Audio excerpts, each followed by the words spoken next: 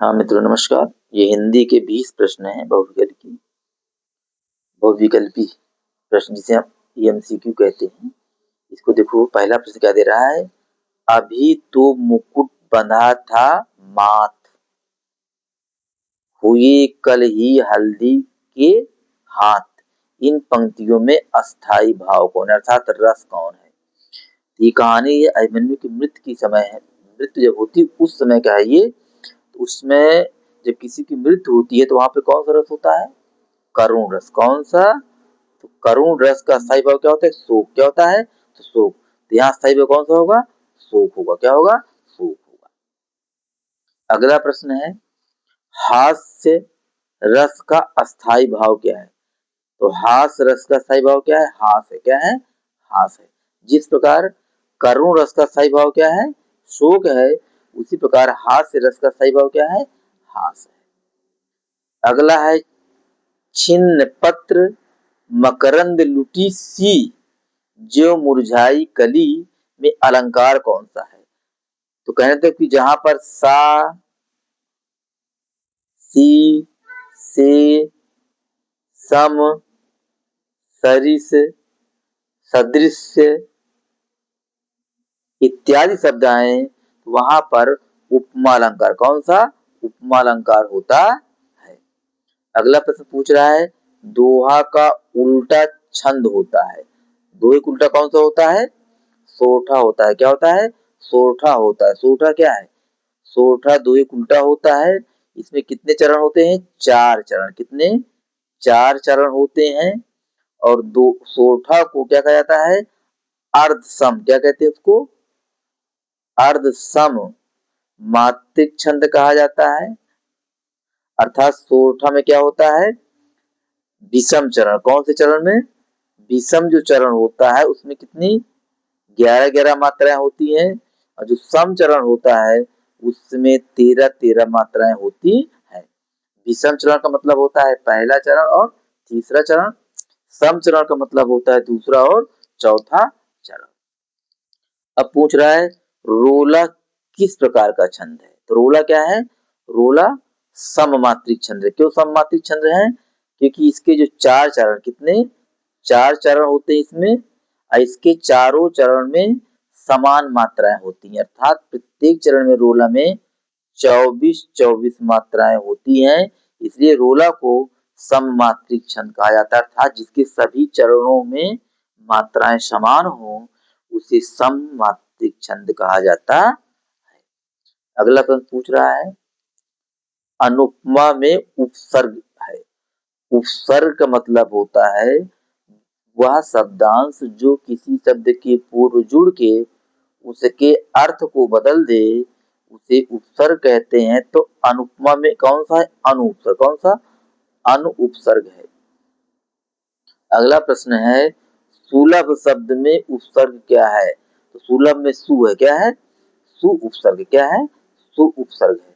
अगला शब्द है, दुपट्टा में समास कौन है। दुपट्टा, तो परिभाषा है कौन सा, द्विगु समास। परिभाषा क्या है, जिस शब्द का पहला पद क्या हो, संख्यावाची हो। क्या हो, संख्यावाची हो, वहां पर द्विगु समास होता है। द्विपट्टा मतलब दो पट्टे। कितने, दो पट्टे, इसलिए क्या कहते हैं इसको, द्विगु समास कहा जाता है। अगला प्रश्न है, चड़क का तत्सम तद्भव पूछ रहा है। चड़क क्या है, चड़क माने होता है चना।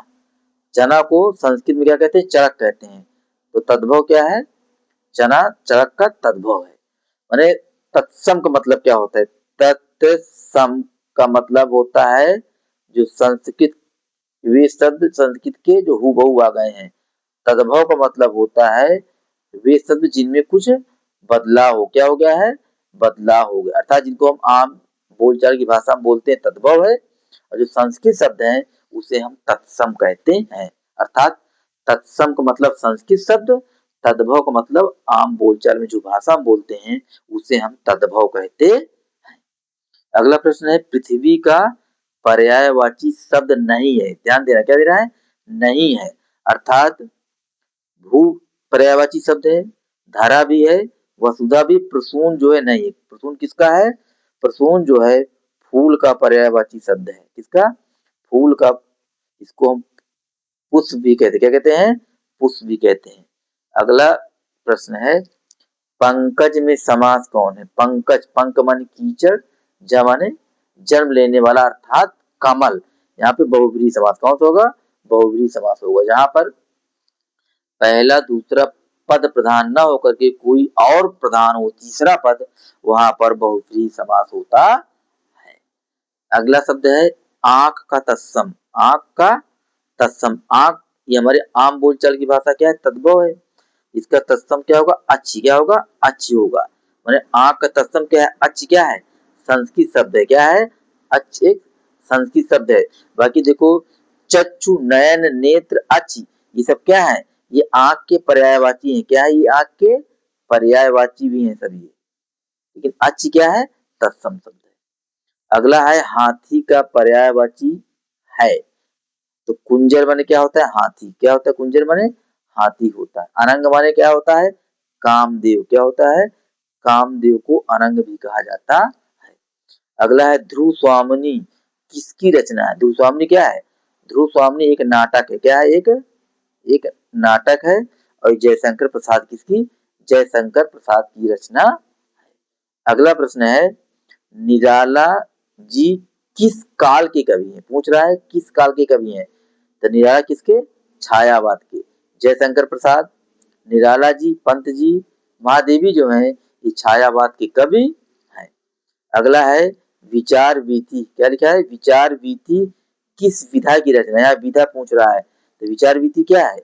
विचार वीथी जो है रामचंद्र शुक्ल का एक निबंध है। क्या है? एक निबंध है। क्या है? एक निबंध है।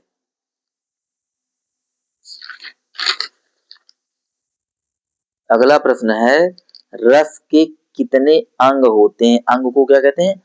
अवयव भी कहते हैं। तो रस के कितने? 4 अंग होते हैं। कौन होता है? पहला भाव, इसे हम अस्थाई भाव कहते हैं। दूसरा होता है विभाव। तीसरा होता है अनुभाव। चौथा होता है संचारी भाव। भाव को क्या कहते हैं? अस्थाई भाव। ये 4 रंग, रस कितने अंग हो गए? 4 हो गए। कौन? अस्थाई भाव, विभाव, अनुभाव और संचारी भाव। संचारी भाव कितने होते हैं? 33। कितने होते हैं? 33 होते हैं। रस कितने होते हैं? 11। कितने होते हैं? 11 होते हैं। अस्थाई भाव कितने होते हैं इसके? 11 होते हैं रस के अस्थाई भाव। अगला प्रश्न है, संचारी भाव कितने प्रकार के होते हैं? हमने ऊपर बताया 33। कितने? 33 प्रकार के संचारी भाव होते हैं। अगला प्रश्न है, उपमा अलंकार के कितने अंग होते? कितने? 4 अंग होते हैं। कौन कौन? पहला होता है उपमेय। क्या होता है? उपमेय। दूसरा क्या है? उपमान। क्या होता है? उपमान। तीसरा क्या है? साधारण धर्म। क्या है? साधारण धर्म। चौथा क्या है? वाचक शब्द। क्या होता है? वाचक शब्द। अर्थात उपमा अलंकार के 4 अंग होते हैं। अगला प्रश्न है, रोला छंद में कितने चरण होते? कितने चरण होते हैं रोला छंद में? 4 चरण। कितने होते हैं? 4 चरण होते हैं। और प्रत्येक में 24-24 मात्राएं होती हैं। कितनी? 24-24 मात्राएं होती हैं।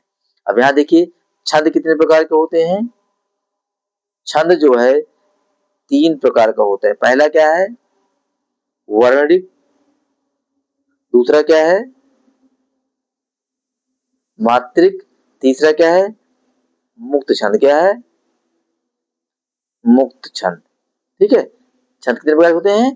3 प्रकार के होते हैं।